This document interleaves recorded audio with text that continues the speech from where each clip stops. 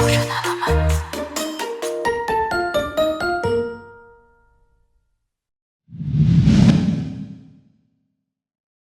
안녕하세요. 반갑습니다. 저는 오늘 진행을 맡은 스냅플의 주성철이라고 하고요. 영화 잘 보셨죠? 네. 시간이 부족하기 때문에 바로 이 자리에 모시도록 하겠습니다. 네, 하준원 감독님과 두 배우 김희애, 조민희 배우를 모시겠습니다. 큰 박수로 맞이하겠습니다.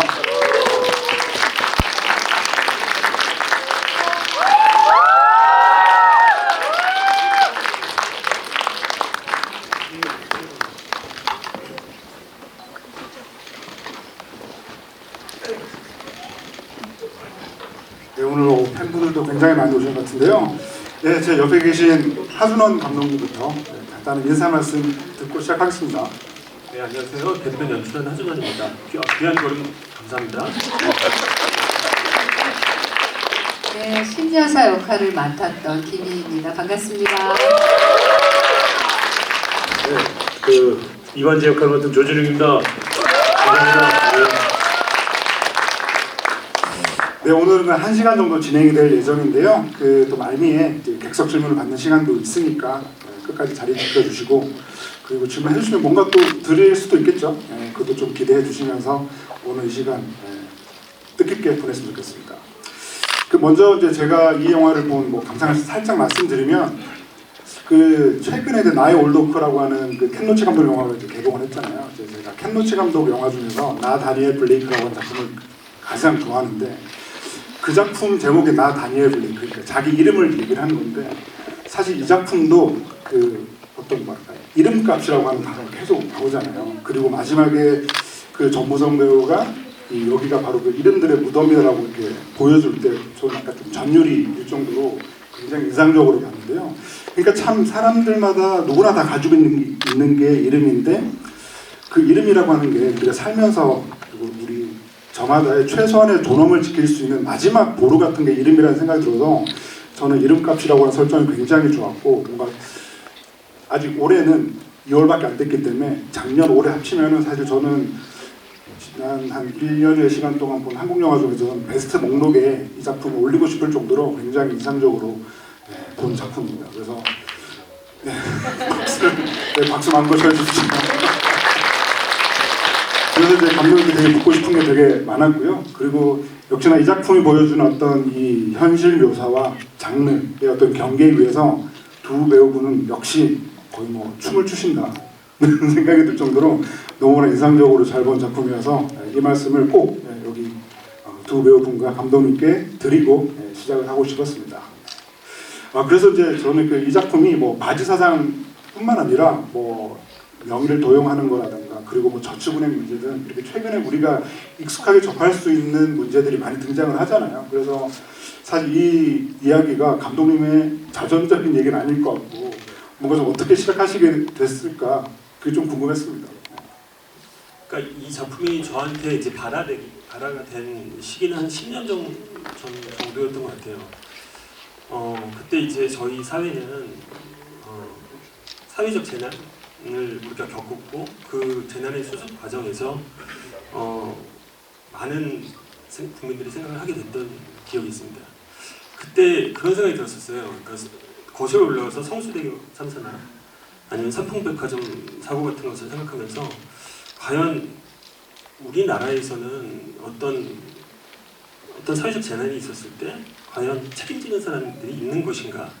그 질문은 지금도 계속 유효한 질문일 수도 있지만, 그때 제가 10년 전에 그런 어떤 씨앗이 생겼던 것 같아요. 그래서 그것을 이제 한 켠에 놔두고 계속 몇 년을 지나면서 어느 순간 이 한국 사회가 결국은 책임져야 될 사람들이 위정자가 됐던, 기업인이 됐던, 뭔가 자신들이 책임을 지지 않고 대리인들이 그 자리를 대신하는 거 보면서 마치 바지사장 같은 거죠.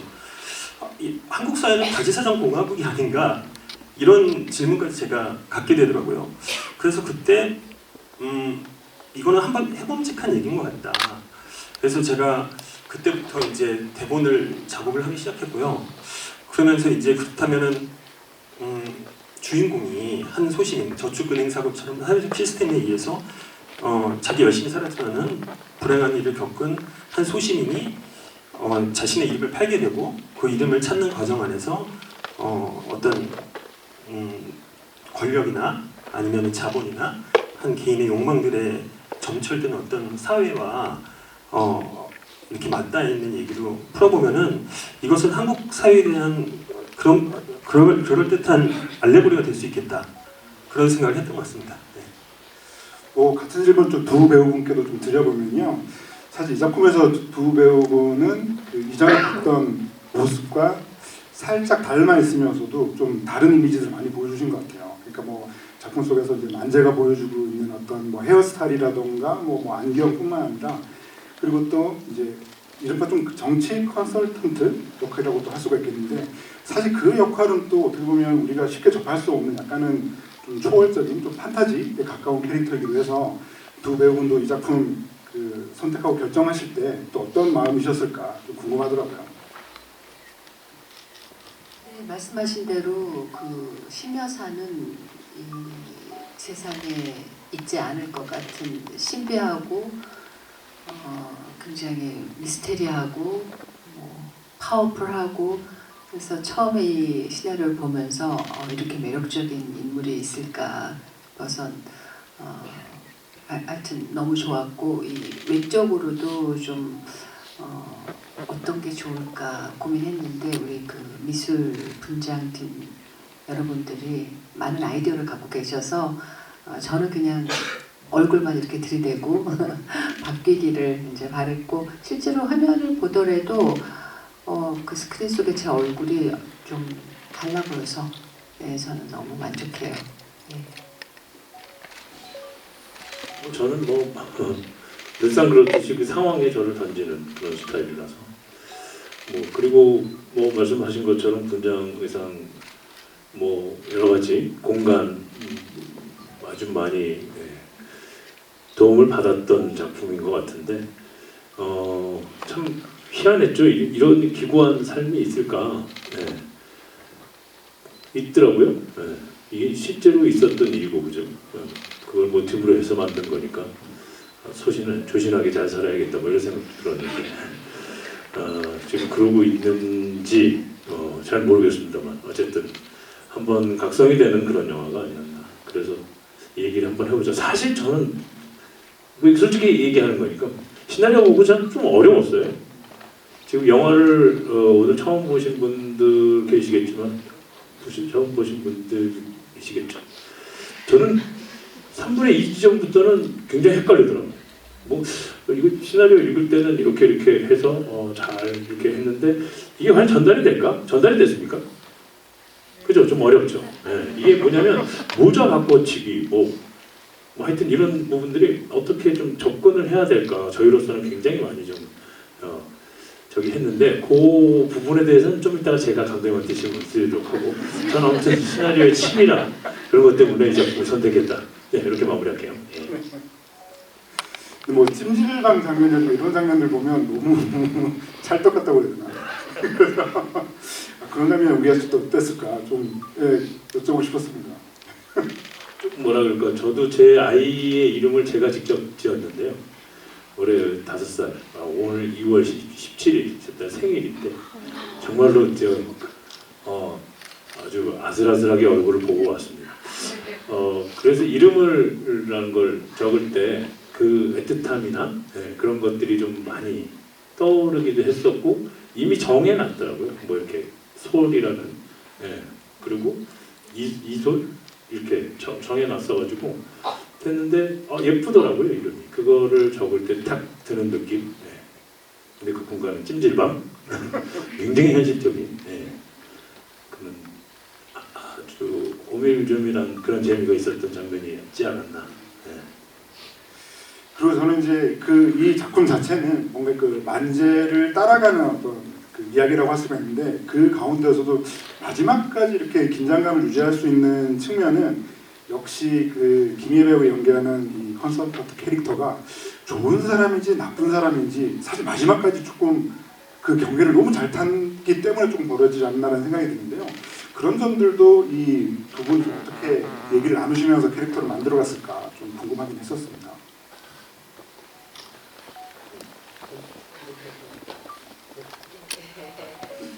그러니까 제가 아직도 되게 인상적으로 기억에 남는 장면이 있는데 그 첫 리딩 때였어요. 첫 리딩 때 이제 모든 배우들이 이렇게 앉아서 독해를 하잖아요. 그래서 선배님이 모든 대사를 다 외워오신 거예요. 그래서 선배님만 이렇게 고개를 들고 이렇게 모두를 보시면서 리딩을 하신 제 기억이 남는데 그때 선배님이 굉장히 드라이하고 굉장히 차분한 톤으로 이렇게 이 대사의 캐릭터를 잡아서 이렇게 리딩을 하시는데 어느 순간부터 모든 배우들이 그 공기 안에 이렇게 정말 이렇게 휩쓸려가는 느낌을 제가 이제 저는 가운데서 보고 있으니까 그러면서 저 자신도 제가 썼지만 이 인물이 정말 선한 사람인가 악한 사람인가가 굉장히 혼동이 될 정도였었어요. 근데 선배님 저는 그때 그 긴장감은 오롯이 배우가 만들어낸 장면이라고 생각하고 그 힘이라고 생각하는데 다만 제가 감독으로서 제가 좀 성취하고 했던 부분은 저는 김희애 배우님을 데리고 어떤 한 편의 연극을 보고 싶다는 생각이 들었었어요. 그래서 요즘에 뭐 굉장히 빠른 편집으로 컷분할로 이제 배우들의 연기를 직조해 나가는 경우가 많지만 점점 그런 긴 호흡의 어떤 영화적 흐름이 되게 사라져가는 시대에 어떤 한 배우의 그런 발자취를 남겨보고 싶다라는 개인적인 욕망이 있었고 그리고 그 안에서 이제 연구를 치는 무대에 있는 배우와 관객 간에 굉장히 팽팽한 긴장감이 있잖아요. 사실 연극 무대를 보면은 그거를 스크린 안에 한번 팽팽하게 한번 담아보고자 하는 어떤 자신만의 어떤 좀 그런 작은 욕망이 있었던 것 같습니다. 네, 말씀하셨듯이 책을 읽으면서 이 사람이 악역인지 일리는 없는데 근데 끝까지 악역이라 그다음 마지막에 이제 이 심여사가 갈등하는 모습을 보면서 그렇지 인간이 왜 한 가지만 아니잖아요. 선악이 있고 또 여러 가지 주위 환경이나 여건 때문에 마음이 갈등을 일으키는데 심여사도 뭐 마찬가지였던 것 같고요. 너무 매력적인 역할이었죠. 사실 또 이제 두 분에게 조금 더 질문 드려요. 그런 거거든요. 사실은 김희애라고 하는 배우는 사실 너무 거대한 배우이기 때문에 데뷔작을 만드는 감독 입장에서는 굉장히 이제 캐스팅 자체가 좀 믿기 힘든 상황이라고도 할 수 있을 것 같고 또 김희애 배우 입장에서는 사실 예전 그 함영중 배우의 또 아드님이시기 때문에 뭔가 사실 저도 감독님을 처음 뵀는데 제가 워낙 좋아했던 한국의 알랭들몽이라고도 불렸던 그 함영중 배우를 제가 또 워낙 좋아해서 이렇게 같이 있는 것도 사실 좀 되게 기분 좀 묘한 느낌도 있거든요. 그래서 그런 것들도 좀 여쭤보고 싶었어요. 그런 첫인상이나 이런 것들도.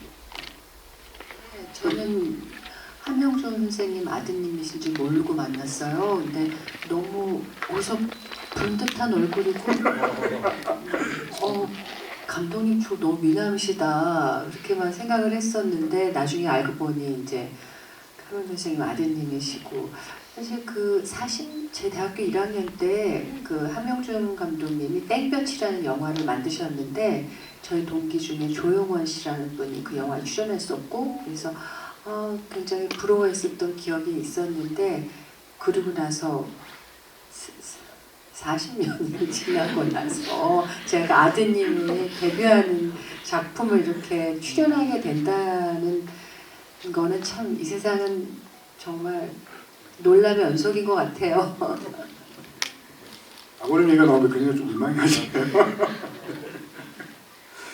그리고 또 저는 이제 감독님께 여쭤보고 싶은 것 중에 하나가 저는 딱 이 작품을 보자마자 딱 떠올랐던 게 몽테크리스토 백작이었거든요. 왜냐하면 이제 감옥에 감금되어 있는 설정인 이 남자 또 복수국이라는 측면에서 즉각적으로 그 작품이 떠올랐고 더군다나 이 작품에서 또 되게 인상적인 대사 중에 하나는 그거잖아요. 그러니까 그 고전과 그 야동의 공통점 얘기하는 대사도 굉장히 인상적인데 그 고전에 대해서 얘기하는 측면도 이 고전이 사실 사람들이 얘기를 많이 하지만 정작 읽은 사람들은 없다 이런 얘기들을 하면서 저는 이제 이게 어떻게 보면 이 작품이 몽테크리스토 백작에 좀 바탕을 두고 있는 거라는 것을 조금 감독님이 좀 야심적으로 좀 얘기하고자 하는 측면이 있지 않았을까 라는 생각이 들어서 사실 그것도 조금 여쭤보고 싶었습니다. 네, 실제 뭐 옛날에 암구랑이었나요? 아, 그런 제목으로 그런 제목으로 뭐 어렸을 때 읽었던 기억이 있었는데 실제 대본 작업할 때 제가 이 5권 전집을 사서 다시 정독했었습니다. 그러니까 몬테크리스토 백작은 사실상 복수극을 쓰는 모든 작가에게 교본 같은 작품이고 거기서 벗어나기 참 힘들죠. 근데 이 몬테크리스토 백작을 또 자세히 보면 외피는 한 남자의 되게 처절한 복수극을 담고 있지만 그 복고 왕정 프랑스 시대에 그 정치계와 뭐 금융계 그리고 사법계에 대한 그 이면의 신랄한 비판과 그리고 그 주변부에 있는 인물들에 대한 어떤 이야기를 담고 있는 게 핵심적인 이야기라고 생각하거든요. 그러니까 그런 부분에서 굉장히 저도 그 몬테크리스토 백작이라는 작품에 많은 빚을 지고 있다고 생각하고요. 그거를 한국 사회에 한번 적용해 봐도 꽤 재밌는 변주가 되겠다 싶은 생각을 실제 했었습니다. 네. 그래서 이제 조준웅 배우한테 여쭤보면 그 몬테크리스토 백작도 떠오르면서 뭔가 그 저는 본 아이덴티티 같은 작품 그 제이슨 본도 그 자기의 이제 정체를 어느 순간 이제 그 잃어버린 다음에 좀 되찾아 나가는 그런 과정 이런 것들을 그리고 있기 때문에 정말 그 만재라고 하는 캐릭터는 이름부터도 너무나 특이하고 그리고 이 사람이 뭐랄까 이름값과 덩치값 사이에 있다고 해야 되나 굉장히 흥미로운 캐릭터여서 그래서 역시나 조준웅 배우가 어떻게 좀 잡고 나가셨을까 그런 측면도 좀 여쭤보고 싶었습니다. 예, 뭐 글쎄요, 이 정말 이름이라는 것이 굉장히 중요한 거를 누구나 다 알고 있는데 쉽게 얘기하자면 그런 거죠. 지금 나에게서 가장 중요한 게 뭐지? 저는 제 딸이겠죠. 그 다음에 뭐 누구일 수도 있고 뭐일 수도 있고 뭐일 수도 있고 한 10개로 나눠본다면 이름이 그 안에 있을까요? 그 질문을 제가 저한테 한번 던져보더라고요. 한 28위 정도에는 있지 않을까. 근데 10위로 딱 줄였을 때 그 안에는 분명히 없을 것이다. 생각이 들더라고요. 한번 고민해 보십시오. 10위 안에 핸드폰은 있어요.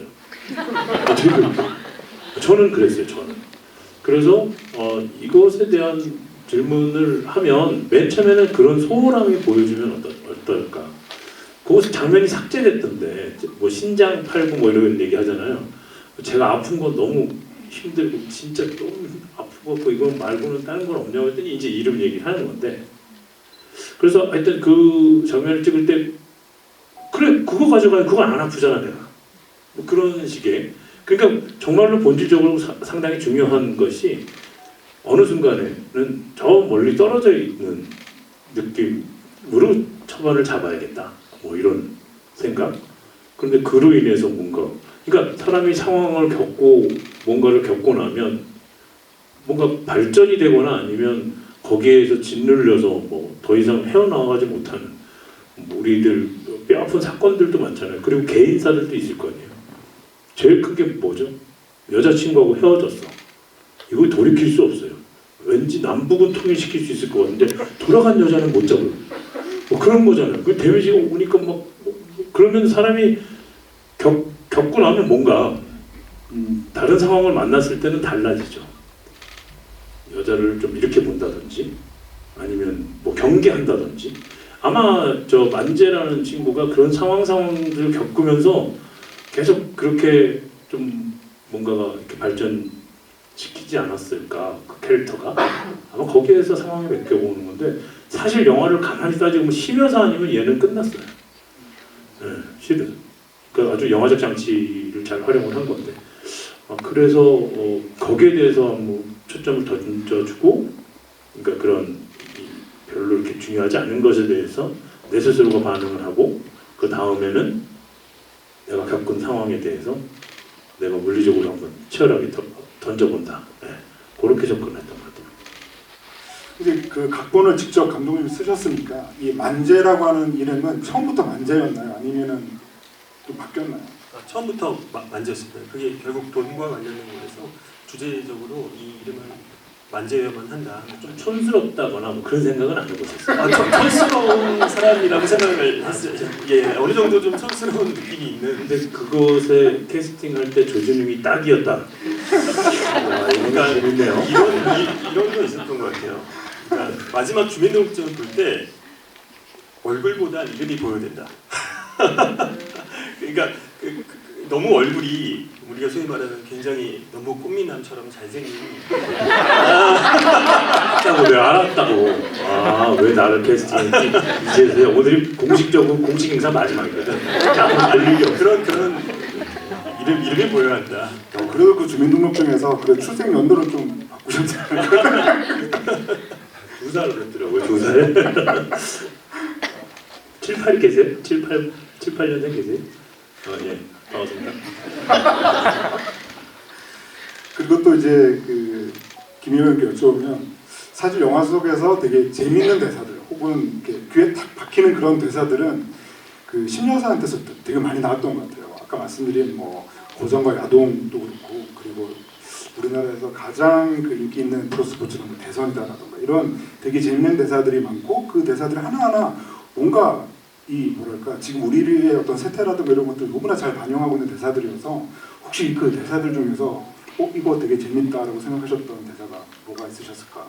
네, 말씀하셨듯이 고전과요. 이것도 너무 재밌었고 사실 배우들이 자기 역할에서 그 대사가 단 한 줄이라도 확 뭐라 그럴까요? 따먹을 게 있다고 그러나요? 그런 게 있으면 너무 귀하고 그것 때문에 꽂혀서 그 역할을 할 수도 있는 건데 그런 면에서 심여사는 너무 주옥 같은 대사들을 해서 제가 되게 만족을 했었습니다. 네. 그러면 이제 쓰신 감독 입장에서 사실 그 작가나 감독님들도 이렇게 대사 딱 이렇게 뭐 쓰고 좀 잘 썼다. 이거 좀 나중에 영화 나오면 좀 먹히겠다라는 그런 대사 있지 않죠? 뭐 근데 기본적으로 저도 이거 사실 취재를 굉장히 많이 해서 여의도에 계시는 실제 정치 컨설턴트 분들이나 근데 이제 이게 사실 좀 이 영화에 대해서 오해를 받는 측면이 좀 있긴 한데 이게 약간 새길로 가는 얘기일 수도 있지만 그러니까 실제 이 정치 컨설턴트 분들을 실제 만나보면은 역사, 민학 뭐 정말 화려하세요 언변이. 그래가지고 그분들의 특성이 특히 정치인들을 다 컨설팅하고 뭐 대선이건 뭐 총선이건 모두 그들 민어로 만들기 위해서는 정말 화려한 언변과 수사와 이런 것들이 굉장히 현란한데요. 그것이 이제 이 캐릭터에 녹아들기 위해서 정말 그 수많은 이제 여러분들의 주옥 같은 이야기들과 뭐 이런 것들을 정말 한 땀 한 땀 가져와서 이렇게 대사를 만들었던 기억이 있는데요. 저 개인적으로는 이제 그 콜로세움에서 이제 하는 얘기들이 있잖아요. 그 이제 정치는 약간 관람의 형태, 놀이가 돼버린 것 같은 그런 것에 대해서 로마 시대의 얘기와 현대 정치를 비교해서 하는 얘기 같은 것도 좀 개인적으로 되게 재밌는 대사들이 아니었나 이런 생각이 듭니다. 혹시 그 조준우면 어떠신가요? 그 대사들에서 저는 인문학 하는 분들 잘 이해가 안 가요. 답이 없어. 1 더하기 1을 이어야 되는데 일단 3이래. 왜요? 그건 3을 만들기 위한 계속적인 인문학적 어떤 역사와 뭔가에 대한 그걸 만들어내는데 좀 잘 이해를 못하겠어요. 맨 처음에 시나리오 받았을 때도 굉장히 좀 뭔가 딱 떨어지는 것 같은데 안 떨어져. 이게 왜 그러지? 내가 연기를 해봐야 되는 건가? 막 이런 식으로 저는 그래서 굉장히 좀 냉정하고 약간 이성적이고 현실적인 뭐 배우기 때문에 뭐 감성적인 부분도 있겠지만 사실 그런데 그런 이야기를 들으면 머리가 나빠서 그런가? 뭐라고? 그게? 이런 식의 반응이 생겨요. 그래서 어려운 얘기는 잘 몰라요. 근데 우리 심여사 캐릭터의 대사는 정확하게 딱 꽂히더라고요. 그래서 그것이 그 워딩 한마디로 그 세태를 딱 분석하게끔 만드니까 오히려 나는 거기에서 감독님이 집필을 하실 때 오히려 더 굉장히 많은 그런 이성적 단계를 거치지 않으셨나라는 생각이 많이 들어요. 그런 생각이 들더라고요. 그러니까 저희가 미국 정치 드라마 같은 것들 보면은 이런 대사들이 사실 뭐 거의 속사포처럼 쏟아지잖아요. 뭐 아론소키니스 특히 뭐 수많은 명대사들이나 이런 건 감히 비교할 수 없지만, 근데 그런 걸 우리가 대부분 자막으로 보잖아요. 근데 그런 생각이 들더라고. 이게 처음 보시는 분들은 이게 놓칠 수가 있잖아요. 이게 약간 이야기가, 그러니까 예를 들어 뭐 한 번 더 본다든가 아니면 이게 자막이 달렸으면 훨씬 더 이해하기 쉬울 텐데 이게 이제 처음 이렇게 말로만 확 흘러가면은 이게 좀 놓치실 수 있는 부분들이 좀 많을 수도 있겠다라는 생각이 좀 뭐 개인적으로 들긴 하더라고요. 내가 사실 아까 이제 서두에 이제 조진웅 배우님께서 나중에 이제 뭐 질문하고 싶다라고 하셨는데 사실 오늘 데드맨이 데드맨에게 묻다라고 하는 코너 속 코너가 있습니다. 바로 조진웅 배우께서 직접 준비하신 시간입니다. 박수를 쳐야 되지 않을까요? 감사해요. 뭐 데드맨이 데드맨에게 묻는 게 아니고 죽은 사람이 아니니까 데드맨이 데드맨 감독에게 묻다. 저는 제가 묻고 나서 사실은 오늘 편집장님께서 이렇게 도움을 주시지 않았다면 이런 형식적인 자리가 아니었을 겁니다. 저는 객석도 들어가고 외치는 소리에 바로바로 반응하고 1시간 너무 짧아요 사실 이 영화를. 그리고 구차하게 변명하는 것도 좀 보여드리고 싶고 이래서 이랬었습니다. 이런 영화를 왜 꼭 추석에 틀어야만 했나요? 뭐 이런 것들. 설에 틀어야만 했나요? 뭐 명절 영화는 아니다 하는데 시기가 좀 그랬던 것 같기도 하고 이 영화는 그러면 언제 이런 걸 고민하는 영화를 던질 수 있는 시기가 있는 건가? 뭐 이런 생각도 들고요. 그래서 저는 뭐 감독님뿐만 아니라 선배님한테도 정말 여쭙고 싶은 게 상당히 많은데 그냥 간략하게 몇 개만 하자면 사실 제가 하는 질문도 있는데 제가 주변 분들에게 리뷰를 듣고 말씀드리는 것도 있을 겁니다. 이제 그 친구가 죽었잖아요. 꼴통이라는 캐릭터가 죽었어요. 그리고 뭐 난제로 인해서 캐릭터가 죽어가는 사람들이 있었죠. 그래서 그런 거에 대한 죄책감이 너무 쉬 지나간 건 아닌가. 그러면서 본인이 딸을 보고 싶어 하는 그런 마음만 좀 이렇게 나와서 자기를 위해서 이렇게 한 사람들에게도 이런 것들이 좀 더 만재가 담겨 있었으면 어땠을까? 좀 더 인간적으로 보이지 않았을까라는 질문을 받았는데 거기에 대해서 그분이 그런 질문을 하더라고요. 찍었는데 삭제가 되는 거냐? 아니면 아예 시도조차가 없었느냐? 찍었는데 삭제가 된 부분이 있죠. 장례식장 장면이 있죠.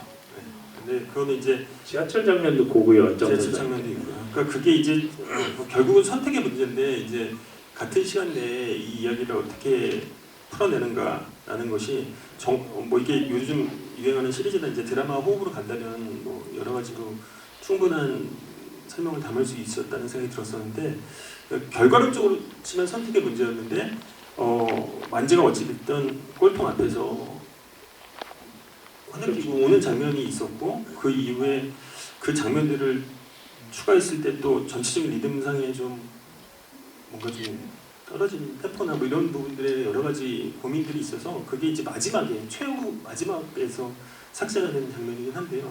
사실 장례식장 가서 사실 그 만재가 꼴통에 대한 감정이 더 드러나는 부분이 있는데 그게 이제 전체적인 이야기의 흐름에 있어서 꼴통으로 너무 얘기가 가버리면은 또 이제 흐름이 너무 뺏겨버리는 느낌도 있었고 근데 저도 개인적으로 그건 굉장히 어려운 선택이었긴 했었어요. 만재 감정으로 치자는 편집됐군요. 밤새 찍었는데 이런 경우가 허다합니다. 뭐 그런 거죠. 인생이라는 게 어디 뭐 참 질문하실 것들도 많을 것 같은데 나중에 편집장님이 그걸 인도해 내실 건데 저는 이게 이야기로 해봄직하다라고 선택을 하셨는데 재밌었어요? 재밌을 것 같았어요? 솔직히 이 바지 사장 이 얘기가 그것이 알고 싶다 뭐 이런 데는 나왔잖아요. 몇 번 뭐 나온 적이 없고요. 없어요? 네, 나온 적은 없죠. 그것이 알고 싶다 나온 적은 없죠. 저는 아니 왜 그런 뉴스 있었잖아요. 필리핀에서 40대 모 사업가인데 네네. 그러니까 그런 의문에 네네. 실제 여기서 이렇게 벌어지는 실제 사건들을 제가 그러니까. 가지고 온 거고 취재를 해서 굉장히 어려운 취재 과정을 통해서 갖고 온 것이고 저 서두에도 말씀드렸지만 어찌됐든 이 이야기를 해볼 수 있는 가치는 충분했기 때문에 했고 당연히 재미라는 측면 이게 아니었으면 제가 만약에 그냥 이런 얘기 다큐멘터리를 찍었다던가 아니면은 굉장히 더 마이너한 느낌의 독립영화 쪽으로 가서 이 영화를 만들었을 것 같은데 저는 이제 대중영화를 만드는 사람이라고 생각을 했고 좀 낯선 소재지만 흥미로운 소재라고 생각하고 주제적으로 가치가 있다고 생각했고 이거를 어떻게 하면은 대중영화로 풀어볼 수 있을까? 좀 어렵겠지만 만약에 이 영화를 누군가가 연기해주고 누군가 투자해주는 사람들이 있다면 이 영화는 세상 밖으로 나올 것이고 큰일 날 뻔했죠. 그죠? 예, 그렇지 않다면 나오지 않을 하마터시다. 예, 그 제목이 왜 데드맨이에요? 데드맨. 네. 데드맨에 대한 얘기잖아요. 난 거기 데드맨이라고 주기적인 무슨 배트맨 뭐 스파이더맨 이런 것처럼 데드맨이라고 왔길래 히어로물이 드디어 나한테 온 거야? 히어로물인데 왜 관이 나와? 이게 뭐야? 뭐 이렇게 된 건데 하여튼 그래서 물어봤고요.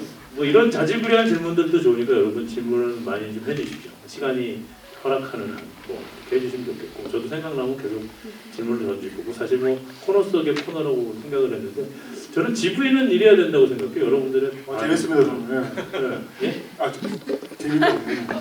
뭐 저는 이래야 된다고 생각해요. 되게 막 딱딱하게 뭐 이렇게 뭐 모더레이터가 나와갖고 얘기를 하는 게 아니고 어떻게 보셨어요? 재미없었죠? 다시 보지 마세요. 뭐 이럴 수도 있는 거예요. 저 누구를 지목하겠습니다. 저희 시선은 여기 강한 빛이 있어서 잘 보이진 않아요. 그럼 아까 그 이렇게 김희애 배우님께도 뭐 질문하실 거 네. 있으시더라고요. 너무 많아요. 그리고 저는 여느 유튜브 같은 데서 이제 선배님하고 출연할 때 많은 질문을 드리기도 했었는데 아니 근데 뭐 이건 되게 쑥스러운 얘기죠. 미모의 비결이 뭡니까? 감독님은 그렇게 괴롭히시더니 아니 미장원에 제가 다녀오면 됩니다. 미장원. 미장. 아니 근데 제가 선배님께 그걸 들었는데 이렇게 말씀하시니까 들으니까 하루 루틴이 계시는 거예요. 정말 저랑은 전혀 우리가 한국이면 페루가 제일 멀잖아요. 뭐 그런 극점에 있는 분이시더라고요. 어떻게 그걸 왜 이렇게 지킬 수 있는 건지 그건 들어도 도무지 해결이 안 되더라고요. 루틴은 달라도 오늘 코드가 맞았던 것 같아요. 맞아요. 네. 맞추지 않았었어요. 처음으로. 뭐 저는 뭐 그 재밌는 얘기도 아닌데 혹시라도 난 이제- 너무 재밌어요. 그래서 일주일만 해볼까 싶어. 저는 어릴 때는 안 그랬는데 아이들 키우면서 애들이 보면 힘들잖아요. 여기 애기들 키우는 어머님들 계세요? 다 젊은 분들 같이 보여. 애기 키우면 너무 힘들잖아요. 그래서 한 7시, 8시면 막 피곤해요. 그럼 어떨 때 애들이 이제 8시면 자니까 막 같이 잠들어요. 그리고 얘네 재우고 나서 영화 보고 뭐 해야지 하는데 피곤하니까 같이 쓸어 자면은 또 일찍 깨지잖아요. 그래서 이제 저가 이제 아침형으로 바뀌었어요. 그래서 뭐 더 그럼 궁금하실까요? 더 젊었을 시절에 그 더 어린 시절 나이가 젊었을 때 데뷔를 하셨잖아요. 그때부터는 뭐 루틴이나 엉망진창이었죠. 그건 그랬죠? 엉망진창이고 뭐. 인간적인. 네, 부끄러운 일도 많이 하고 그랬는데 뭐 그때도 뭐 여러 가지 배우는 버릴 게 없잖아요. 어떤 경험도 그런 게 쌓여서 오늘의 제가 됐습니다. 네. 저는 그런 것 박수 한번. 감사합니다. 이게 사실은 영화를 보시면 아셨겠거니와 지금까지 김희애 선배님이 작업을 하신 모든 작품들을 보면은 그 탄탄함이라는 게 있잖아요. 사실은 배우가 무너지는 게 한순간이거든요. 그 루틴이 무너지면 한순간에 무너질 수가 있는 거거든요. 갑자기 막 살이 쪘다가 갑자기 막 작품 때문에 뺐다가 이게 굉장히 쉬운 일이 아닌데 그러면서 그 내공이 쌓이시지 않았을까 해서 내가 계속 여쭤보는 거예요. 저는 아예 그런 루틴을 갖지를 않거든요. 왜냐하면 일단 작품을 나름대로 재단하는 기간이 있을 것이고 그 안에서의 내가 해야 될 목표점이 있으면 그걸 가는 건데 그 생활을 유지한다는 건 그만큼의 본인이 가지고 있는 이 직업군에 대해서 확신이 있고 거기에 대한 힘이 더 보탬이 되지 않나라고 생각이 드니까 상당히 부러운 지점입니다. 앞으로 기회가 많이 아니요, 왔더라고요. 근데 저는 뭐 여기 이제 약간 수다 타임 같은데요.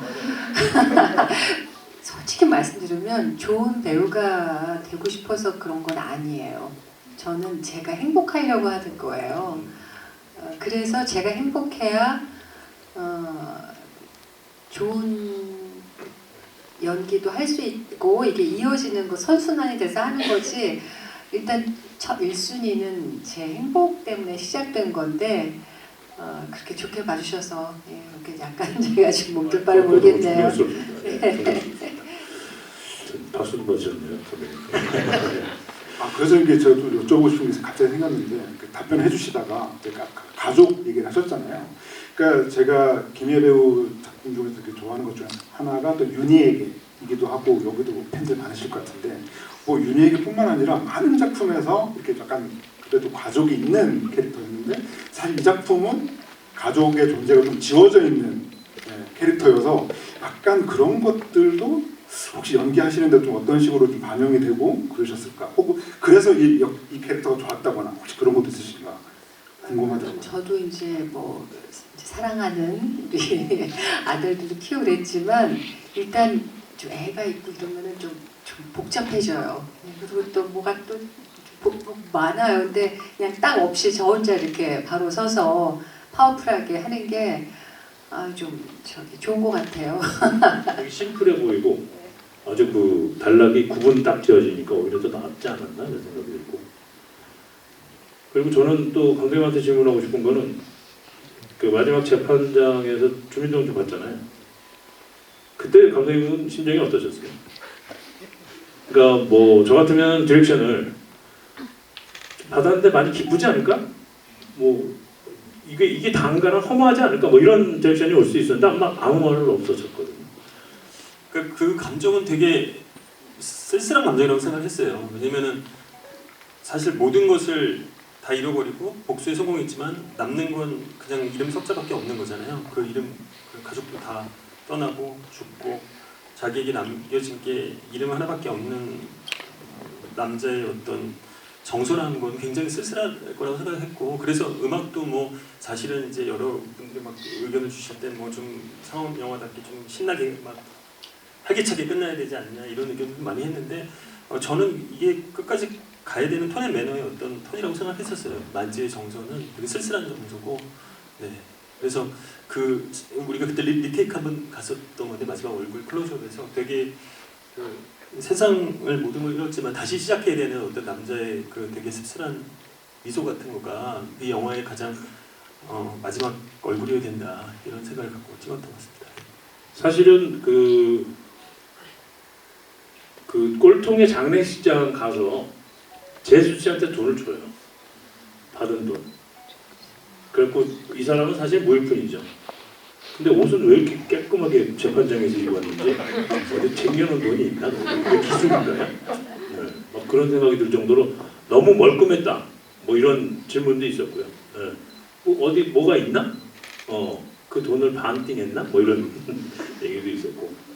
아무튼 저도 기억이 납니다. 네, 제가 어떻게 연기를 해야 할지에 대한 사실은 데드맨 같은 경우는 지약점을 설계하지 않고 갔었습니다. 네. 그래서 와, 이 재판장 되게 재밌는 씬인데 이걸 어떻게 표현해야 되지?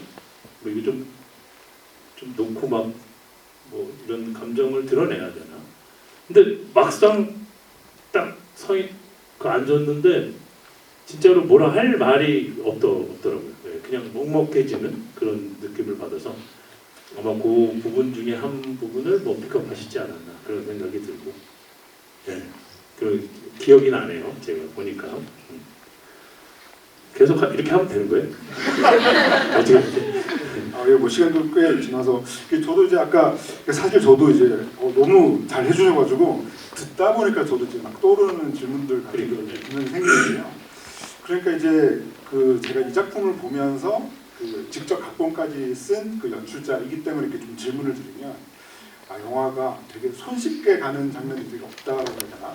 그런 그 느낌을 많이 받았거든요. 예를 들면 아까 그 만재 캐릭터 얘기하실 때도 사실 그 만재가 뭐 예를 들어서 이게 한 남자의 복수극이기 때문에 뭔가 조금 더 이렇게 스타일리시한 장르 영화로 만들려고 한다면은 뭐 전직 뭐 작품에도 등장하긴 하지만 뭐 전직 스포츠 선수라던가 뭐 전직 해병대라던가 이렇게 가면은 사실은 액션이라고 하는 측면을 되게 강화시킬 수 있는 측면도 있고 그리고 저는 또 마지막에 가면서는 되게 좀 손쉬운 반전의 어떤 요소도 끌어올 수 있는 이제 미스터리 스릴러 장르이기 때문에 그런 그러니까 뭐랄까 연출자로서 데뷔작을 만드는 연출자로서 되게 장르적으로 이렇게 손쉽게 갈 수 있는 유혹들이 되게 많은데 그걸 되게 좀 이렇게 뿌리치는 것 같은 그런 느낌이 들어서 이분은 참 어떤 감독일까 좀 되게 궁금했다.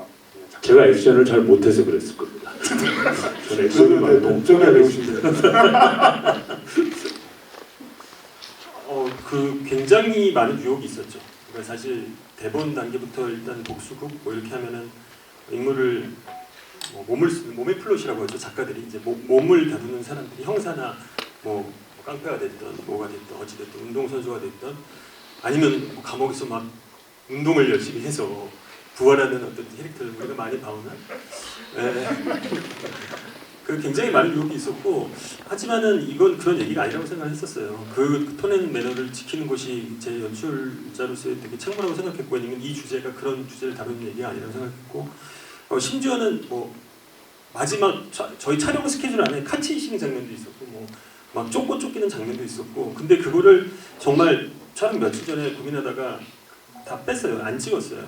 그러니까 계속 만약에 제가 그런 거를 선택했다면 눈은 즐거울 수 있겠죠. 순간적으로 관객들한테 뭔가를 현혹시키는 속일 수 있는 어떤 그런 거는 얼마든지 할 수 있을 것 같고 쉬우고 그리고 만지의 직업 자체도 뭔가 이 사람은 어떤 운동을 하는 사람 뭐 하나만 해도 그냥 근데 이제 우리 그런 영화를 사실 또 많잖아요. 그런 영화도 많고 저는 뭐 어려운 길이라는 건 알고 있었지만 이거는 소시민에 대한 얘기고 뭐 우리가 굳이 어떤 레퍼런스를 찾자면은 뭐 우리 해리스 모트가 나온 옛날에 이제 추격자라든지 아니면 뭐 토방제라든지 그 로만 폴란스키 감독님의 무슨 3일의 콘돌 코드네임 콘돌 같이 그러니까 좀 몸을 쓰지 못하지만 자기 자신의 어떤 능력과 뭐 이런 걸로 얘기를 풀어가는 이야기들은 대부분 대단한 카타르시스를 주지 못하지만 그게 뭐 지금 현재 이 영화를 보신 관객들이 느끼는 어떤 되게 도파민 펄펄 넘치는 굉장히 이게 잠깐 딴 얘기인데 그런 제가 관람평 중에서 인상적이었던 게 어떤 분이 그런 말씀을 하시더라고요. 그러니까 나는 이 영화를 보고 마지막에 훨씬 더 극렬하고 자극적이고 막 엄청 처절한 복수극을 기대했는데 너무 선량하고 양심적인 엔딩으로 끝난 것이 이 엔딩이 문제인가 내가 문제인가 그런 어떤 글을 하나 남기신 분이 있어요. 근데 저도 이제 수많은 영화나 드라마나 이렇게 보는 한 명의 관객으로서 저도 사실 그런 질문을 할 때가 있거든요. 그러면은 우리는 모두 다 좀 그런 어떤 굉장히 도파민 넘치고 막 자극적이고 이런 이야기들을 보아야 하기도 하지만 어떤 작품은 또 이런 좀 지루할 수 있지만 진득하고 뭔가 어떤 주제를 탐색해가는 작품도 어떤 관객들에게는 또 필요하지 않을까 뭐 이런 생각에 그런 어떤 선택을 했던 것 같습니다. 시간이 꽤 잘. 다들 얘기도 참 지루했어요. 그리고 이제 손 주시면요 객석 질문을. 크게 얘기해 주세요. 네, 말하세요. 마지막에 사실 최종 만만데 최종 목표가 와이프를 만나는 것이 사실 그런 씬 없었잖아요. 마지막에 어쨌든 이름을 되찾게 했는데 거기 엔딩에 대해서는 해피 엔딩이라고 생각하시는지 그리고 혹시 기회가 된다면 사진도 부탁드립니다.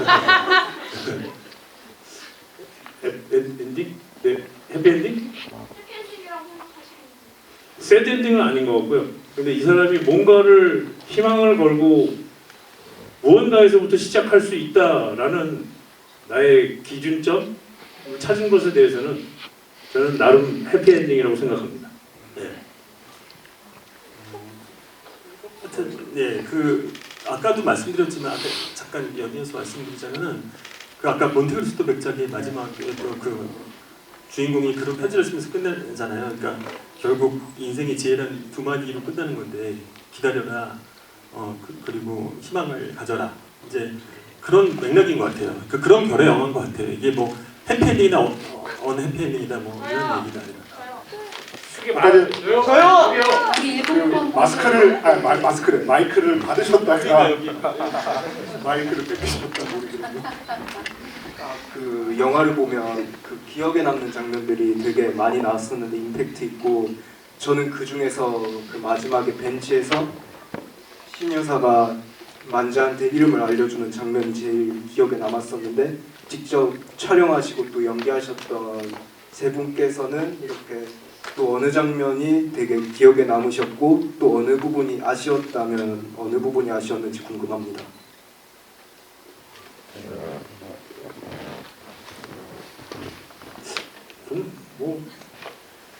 참 항상 느끼는 거지만 작업 마침을 지나간 기차 같아요. 떠나버린 기차 같아요. 내가 낚지 못한 기차 같아요.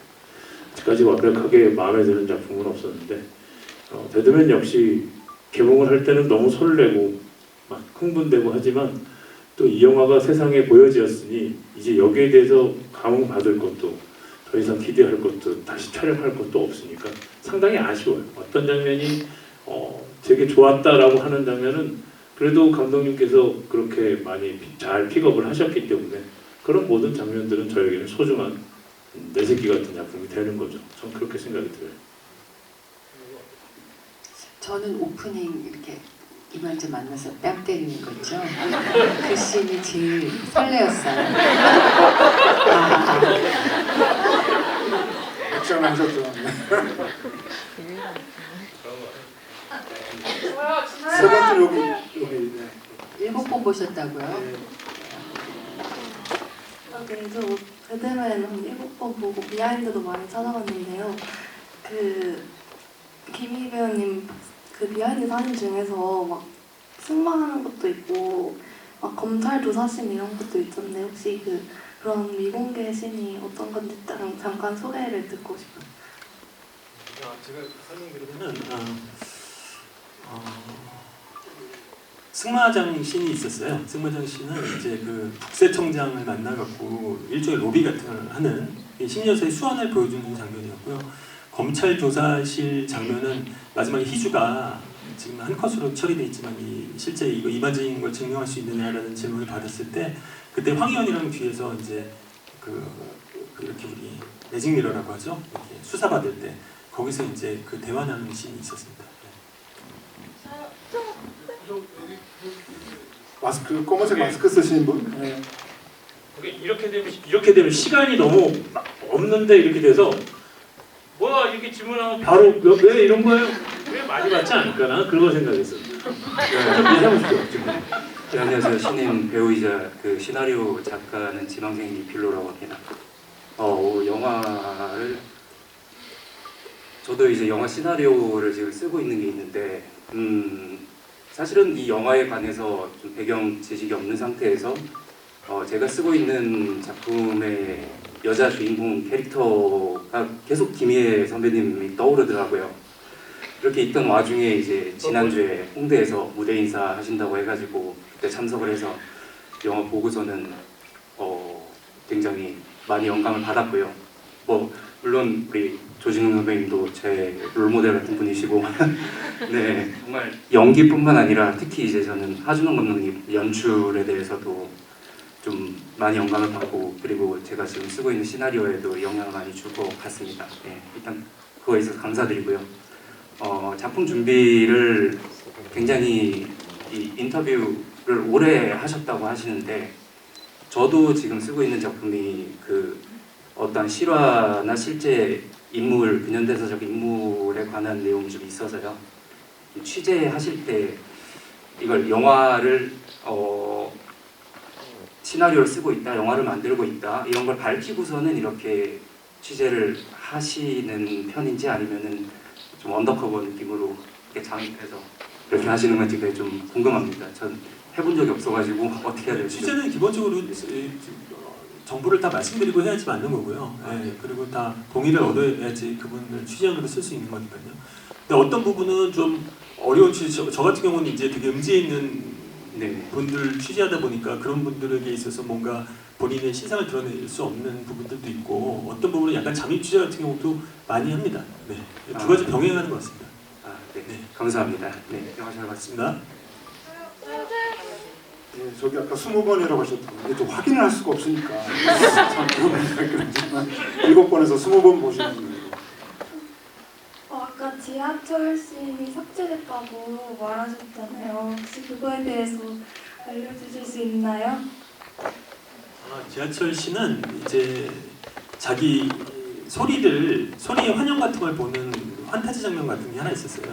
지하철에서 자기가 이제 그 꼴통 죽음을 맞이하고 이렇게 지하철을 타고 이렇게 이동하는 중간에 어떤 한 소녀 소리 나이 또래가 만약 소리가 좀 컸으면은 지금 나이가 됐을 법한 그 모습이 있는데 그걸 보고 자기 먼저 되게 독백을 하는 자기 스스로의 정체성, 자기 존재에 대해서 얘기를 하는 독백신이 하나 있었습니다. 예. 저요. 예, 금방 그 체크무늬 네, 안녕하세요. 저는 그 오늘 영화를 처음 봤고요. 네, 그 되게 궁금한 게 많았는데 일단 그 제일 대표적인 거 하나만 감독님께 질문을 하고 싶은데요. 이게 마지막에 이만재법이 나오면서 마치 그 이만재와 같은 사람들이 구제되는 내용이 나오는데 이제 뭐 이만재 대사에도 나오지만 내가 선택을 했기 때문에 값을 치러야 한다는 부분도 나오거든요. 그리고 실제로도 그 우리나라에서도 이만재와 같은 사람들이 그에 따른 책임이나 죗값을 받고 있기도 하고요. 그래서 저는 이제 감독님께서 이 영화에서 이만재와 같은 사람을 그냥 구제해야 하는 피해자로 보신 건지 아니면 그 그래도 선택의 책임을 져야 하는 일종의 가해자로 보신 건지가 저는 궁금합니다. 물론 당연히 책임을 지는 인물로 본 거고요. 그러니까 그래서 이만재라는 인물이 처음에 사설 감옥 같은데 이제 그 지옥에 떨어진 이유는 그러니까 영화 시작부터 이 인물은 가장 고통스러운 처벌을 받아야 된다고 생각을 했었어요. 그래서 그 인물을 나락에 떨어뜨려 놓고 올려놓는 구조를 만들었던 것이고요. 그 마지막에 이만재법이라는 거는 그러니까 이만재법 우리가 무슨 누구누구법 이런 것도 이름으로 많이 쓰잖아요. 그러니까 그 이름으로 상징되는 어떤 법제화 이런 거에 있어서 누구를 구제해 준다기보다는 포괄적으로 실제 명의 도용된 사람들도 많잖아요. 그러니까 그런 면에서 황희연이 그런 국회 의정 활동을 통해서 이 황희연도 이제 유혹에 빠졌었고 본인도 선거 안에서 되게 흔들렸던 인물이 성장해서 어떤 명의 도용이나 이런 것에 대해서 구제를 해주는 어떤 법을 발의했다 정도로만 생각해 주시면 될 것 같습니다. 예, 또 이어서 받겠습니다. 예, 네네네. 그 주인공 이만재 외에 다른 이제 뭐 심은조, 공희주, 조필주라는 그 등장인물들이 여러 명 나오는데 혹시 그 각 등장인물에 대한 이름에 대한 의미가 있는지 궁금합니다. 이름 다 직접 지으신 이름이죠? 네네네. 보통 그 주변 동료나 뭐 이런 참 많이 쓰기도 하던데. 네. 아니 큰 의미를 둔 거는 만재와 은조고요. 은조는 영화에 나왔듯이 은혜롭게 그러니까 여기 나오는 인물들이 사실은 우리가 태어날 때부터 부모님에게 정말 너무나도 귀중한 뜻을 받아갖고 유산처럼 살고 있는 이름인데 여기에 있는 인물들 중에서 그 누구도 그 이름대로 살고 있지는 않잖아요.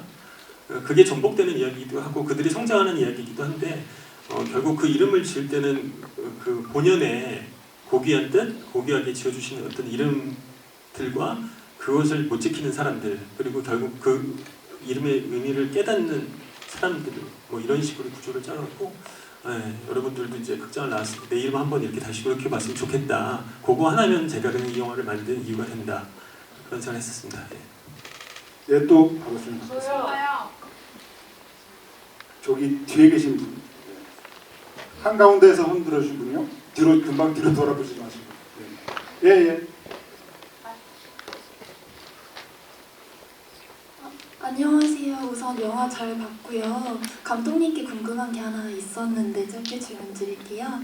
15세 관람가라서 전 폭력적인 장면이 조금 배제가 됐을까 싶었는데 중간에 전기톱이 나오는 장면이 있었어요.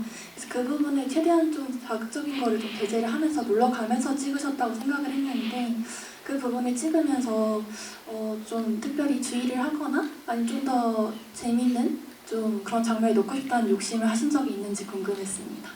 사실 그 장면이 좀 더 셌어요. 근데 이제 이 영화가 그런 영화가 아니라는 생각이 많이 들었고 후반 작업에서도 이제 저희가 그런 의견이 많이 들어서 이제 사실 지금도 어떤 분들은 되게 불편하실 수 있지만 제가 그거를 어떤 뭐 이런 거를 뭐 자극적으로 하기보다는 사실 이렇게 잔인한 사람들이라는 그러니까 안타고니스트들의 그 세계가 되게 잔혹하고 사람 목숨은 이 정도로 취급하는 인물들이라는 걸 보여줘야지 상대적으로 주인공과 그 악당들의 그 어떤 갭이 더 명확히 보여줄 수 있을 것 같아서 했는데 하여튼 뭐 할 수 있는 한 최대한 걷어내서 연출한 결과물입니다. 예.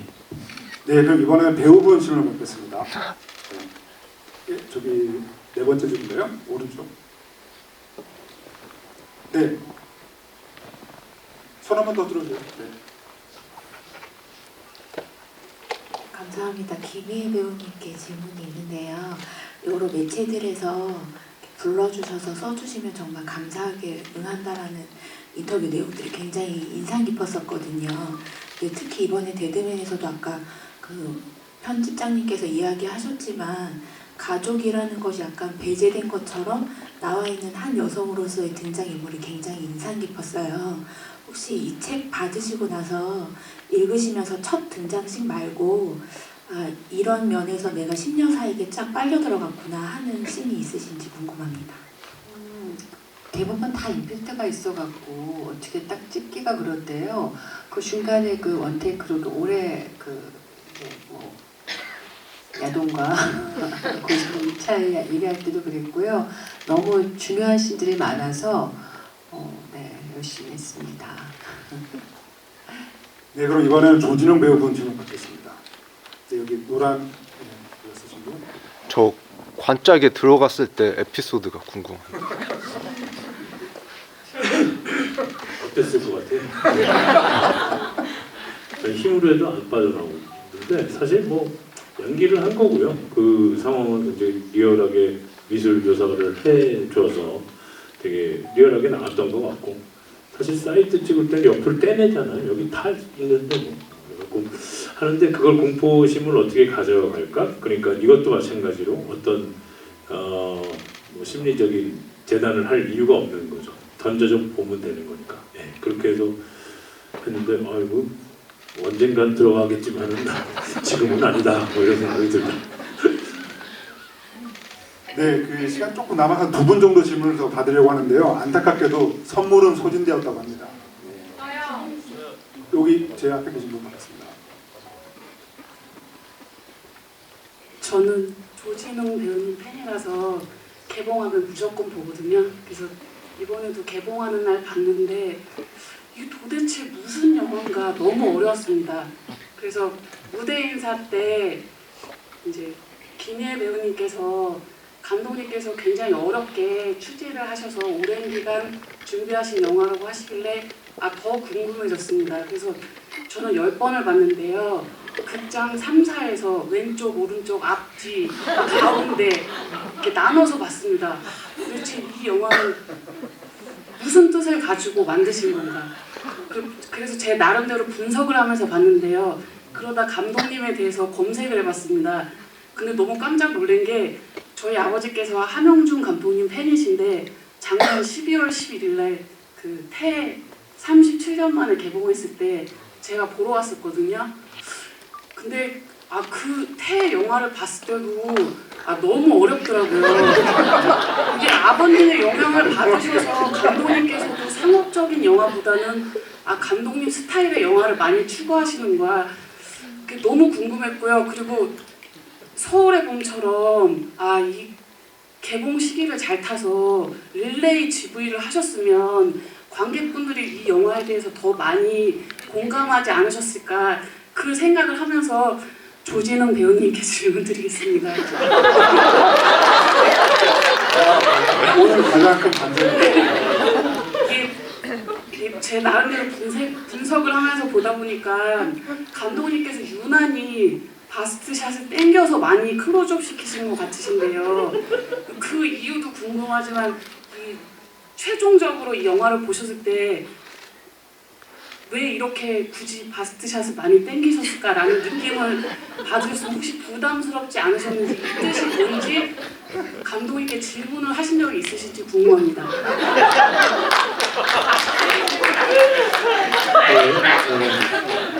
이게 감독에게 질문인가요? 저희가 왜 어떤 분들은 바스트샷을 많이 땡겼냐? 저는 카메라 다가오는 것에 대한 굉장히 거부감이 많아요.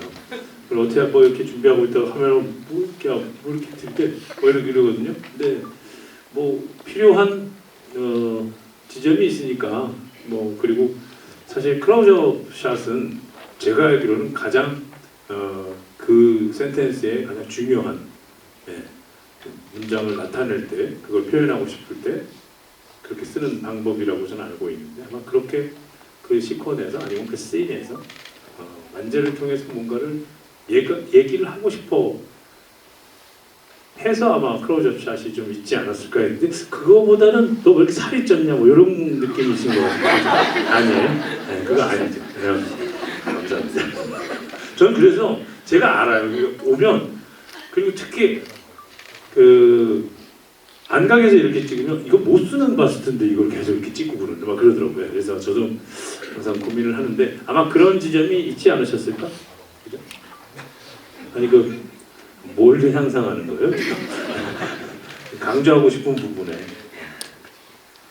너무 재밌는 시간이었고요. 사실은 질문을 더 이제 받을 수 없는 시간이 돼서 아쉽지만 여기서 마무리해야 될 것 같은데요. 그래도 세 분 마지막 인사 말씀 듣고 마치도록 하겠습니다. 예, 정말 너무너무 감사드립니다. 뭐 한 2시간 영화를 보시고 또 1시간 지구인까지 또 이렇게 같이 해주셔서 오늘 근데 여러 가지 질문을 받고 싶었는데 뭐 시간이 이렇게 됐네요. 그 데드맨이라는 영화는 저에게는 굉장히 각인되는 소장각 영화입니다. 네, 그리고 쉽지 않은 메시지, 쉽지 않은 내용을 가지고 이렇게 한번 자근자근 풀어본 것 같은데 아마 제 영화 서랍장 속에 꼭 베스트 5 안에 들어가 있는 작품일 거고요. 지금 아까 뭐 관객분께서 시기를 말씀하셨는데 맞습니다. 그런 것도 영향이 아마 있었을 거고 영화의 매무새도 아마 그랬을 건데 언젠가 시간이 나시면 다시 한번 이 영화를 차분히 꺼내셔서 한번 이런 철학적 메시지가 자기에게 어떤 영향을 미칠 수 있는 것인가에 대해서 다시 한번 생각해 볼 수 있는 좋은 계기의 기록이 될 수 있는 영화고 남았으면 좋겠습니다. 오늘 지부 관객 여러분 귀한 걸음 진심으로 감사드립니다. 감사합니다. 저는 이 책을 받았을 때 너무 재밌게 읽었고 막 카타르시스가 느낄 정도로 이 역할에 푹 빠졌는데 여기 와주신 관객 여러분들 뭐 7번, 20번 이렇게 또 많이 봐주셔서 너무 감동받았고 큰 위로를 받고 제가 돌아갑니다. 아무튼 저희 데드맨 사랑해 주셔서 너무 감사드리고요. 여러분 행복하시고 늦었지만 새해 복 많이 받으세요. 고맙습니다. 네, 이게 저희 아마 공식적인 오늘 마지막 이렇게 여러분 관객분과 만나는 자리가 될 것 같은데요. 이 자리 한 계시 너무 감사드리고 이게 어려운 영화가 맞죠. 어려운 영화가 맞지만 우리 이 정말 데뷔 감독이 정말 만나기 힘든 이렇게 대단한 배우분들께서 이 작품에 어떤 의의와 어떤 재미를 발견해 주시고 참여해 주셔서 너무 감사드리고요. 네, 여러분들과 이렇게 만나게 될 수 있어서 정말 행복합니다. 감사합니다. 새해 복 많이 받으세요. 네, 오늘 너무 즐거운 시간이었고요.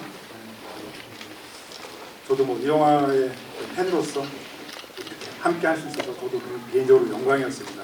아무튼 오늘 여기 계신 분들 긴 시간 함께 해주셔서 감사드리고요.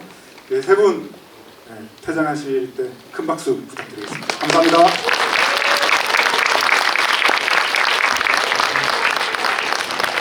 잠시만요. 자리 관객분들 잠시만 퇴장 잠시만 기다려 주세요.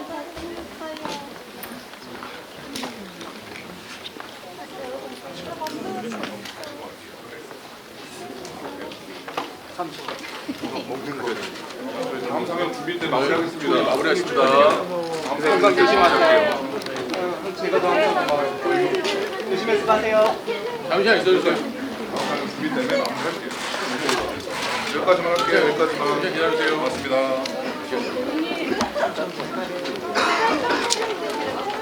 잠깐만.